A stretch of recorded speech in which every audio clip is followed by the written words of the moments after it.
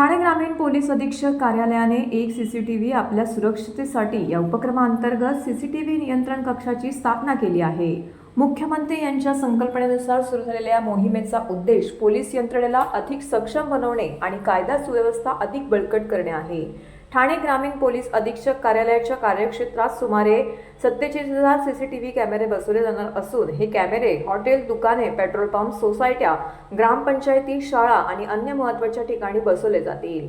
या मोहिमेमुळे गुन्हेगारी नियंत्रण, वाहतूक व्यवस्था सुधारणा, महिला सुरक्षा आणि आपत्ती व्यवस्थापनासाठी मोठी मदत होणार आहे। ही योजना प्रभावी करण्यासाठी पोलीस अधिकारी आणि स्थानिक नागरिकांमध्ये समन्वय वाढवण्यात येत आहे।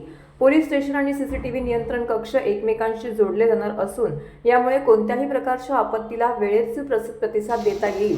या उपक्रमाचं उद्घाटन विशेष पोलीस महानिरीक्षक कोकण परिक्षेत्र डॉक्टर D.S. स्वामी, पोलीस अधीक्षक संजय दराडे आणि अप्पर पोलीस अधीक्षक भारत तांगडे यांच्या उपस्थितीमध्ये करण्यात आले। या ठिकाणी माननीय मुख्यमंत्री महोदय यांनी सर्व विभागांना 7 कलमी कार्यक्रम दिला होता।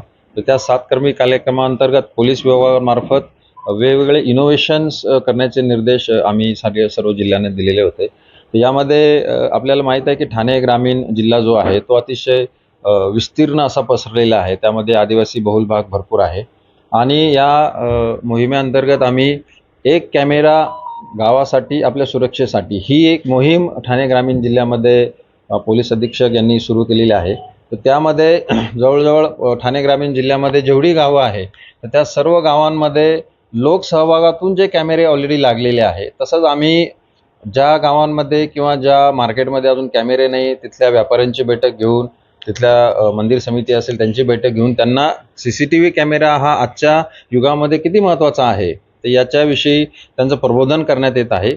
आणि अशा प्रकारे ह्या प्रबोधनामधून आज जवळजवळ 4,500 कॅमेरे ठाणे ग्रामीण जिल्ह्याच्या हद्दीत लागलेले आहे आणि त्यापैकी आपण जे इंटरनेट बेस्ड कॅमेरे त्यांनी लावलेले आहेत त्याचं फीड या ठिकाणी आपण पोलीस अधीक्षक कार्यालयात ही जी control room CCTV control room जी तयार केलेली आहे त्या ठिकाणी आपण घेतलेले आहे। आज जवळजवळ 850 कॅमेऱ्यांचं फीड आज आपल्याला या ठिकाणी येत आहे आणि ही संख्या आणि स्क्रीन आम्ही वाढवत नेणार आहोत।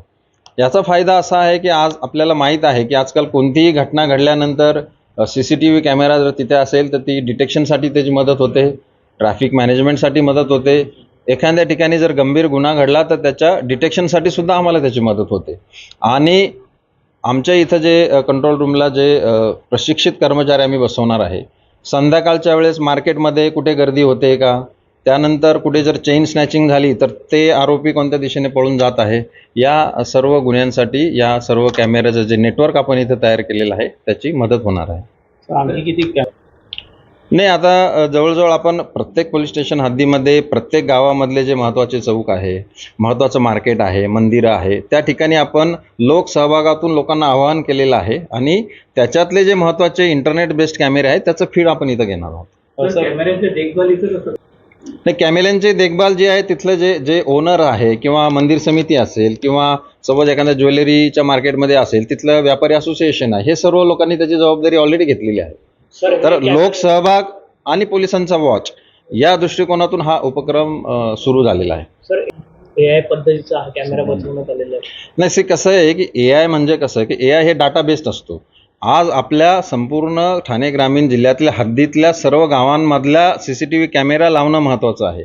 एकदा तो डाटा आपल्याकडे आला तर AI बेस आपण काही टूल्स सुद्धा याच्यासाठी भविष्यामध्ये घेणार आहोत, ज्या टूल्सचा वापर करून आपल्याला तो जो डाटा आहे तो ॲनालिसिस करता येईल।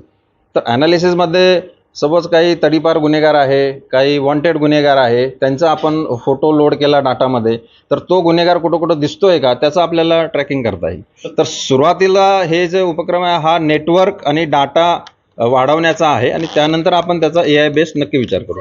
आता नागपूरच्या घटनेबद्दल मी बोलणार नाही, परंतु बेसिकली आपण कोणत्याही गोष्टीचा पॉझिटिव्ह आपण विचार करणार आणि एखाद्या गावामध्ये जर असा कायदा सुव्यवस्थेचा प्रश्न निर्माण झाला तर ॲट अ टाइम तर सगळे कॅमेरे फुटणार नाही आहेत। तिथं पूर्ण गावामध्ये कुठल्या तरी कॅमेऱ्यामध्ये हे दंगलखोर जे लोक आहेत ते कॅप्चर होणार आहे आणि त्याचा आम्हाला त्यांना आयडेंटिफाय करण्यासाठी आणि डिटेक्शनसाठी फायदा होणार आहे। नाही, अजून ऑडिओ बेस्ड कॅमेरा सर, नाही. या संपूर्ण कॅमेऱ्याचा फक्त आपण इथे या ठिकाणी निरीक्षणासाठी हे केलेलं आहे. परंतु समजा एखादी घटना 4 दिवसापूर्वी घडली एखाद्या दूर ग्रामीण भागामध्ये, तर तिचं स्टोरेज नाही, आपल्याकडे स्टोरेज कॅपॅसिटी त्या कॅमेऱ्यामध्ये आहे ना. तो जो कॅमेरा असणार आहे, आपण सगळ्यांनी सीसीटीव्ही कॅमेरा बघितला असेल, काही लोक वापर सुद्धा करत असतील, तर त्याच्यामध्ये काही सीसीटीव्ही कॅमेरे 7 दिवस स्टोरेज होतं, काही 15 दिवस होतं आणि ते ऑटो राईट त्यामध्ये केलं जातं. तर स्टोरेज कॅपॅसिटी त्याच ठिकाणी आहे. या ठिकाणी आपण तो डाटा इकडे घेऊन प्रोफेशनली त्याचं रेकॉर्डिंग मॉनिटर करत आहात, गुन्हे प्रिव्हेन्शनसाठी आणि गुन्हे डिटेक्शनसाठी.